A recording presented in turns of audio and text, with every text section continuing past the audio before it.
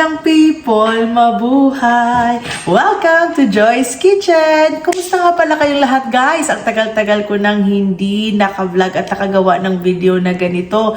Medyo busy kasi ang nanay. For today's video is magluluto ako ng isang bagay na paborito ko talaga. Isa sa mga paborito ko. At saka isa sa mga go-to na pagkain. Kasi alam nyo, pag may ganito sa okasyon, ang sarap-sarap talaga. Parang feeling ko special pag may ganyan na pagkain. So, for today, gagawa tayo ng embutido. So, sana maging maayos guys. Ang unang gawa ko ng embutido is that siguro mga 5 years ago. Tapos ngayon gagawa na naman ako ulit. Nag-crave kasi ako. Always ko nakikita sa feeds ko. So, sana magiging okay ang ating gagawin. At sana magiging masarap. Samahan nyo ako. Andyan na lahat.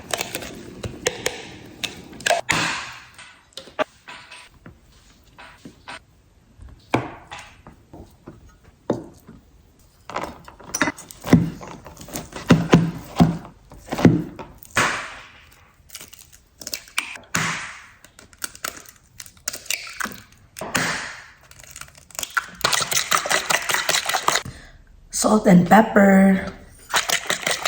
Atin yung ating na-chop na-slice talaga na carrots, capsicum, at saka onion. Tapos lang natin ang ating pickle relish, sweet pickle relish, raisins, cheese, seasoning, siya, pampakulay. Ayan. And then, i-mix lang natin sila bago ko ilagay yung meat. Pagkatapos niyan, is ilalagay na natin ang ating giniling na pork. Yan, giniling na pork, guys. Para sa rice. Yan. Diba? Mix lang natin. Huwag pala natin kalimutan na maglagay ng breadcrumbs or flour. Yan, pang-binding lang natin. So guys, ganyan na ang itsura niya after 48 years kong pagmimix.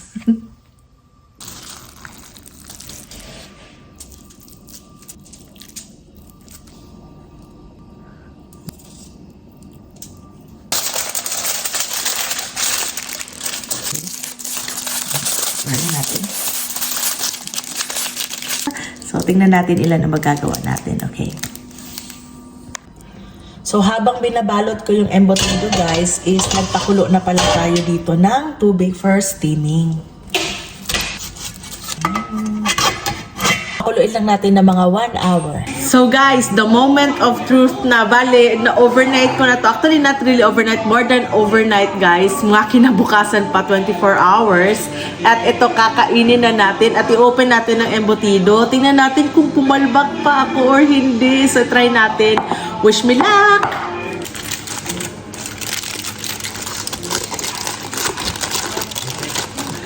Ba naman, di ako oh guys! Ang amoy! Ay, nakakatuwa. Tapos prituhin lang natin after. Look guys!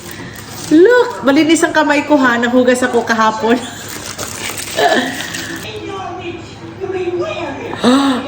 Ang ganda. Ang muna natin.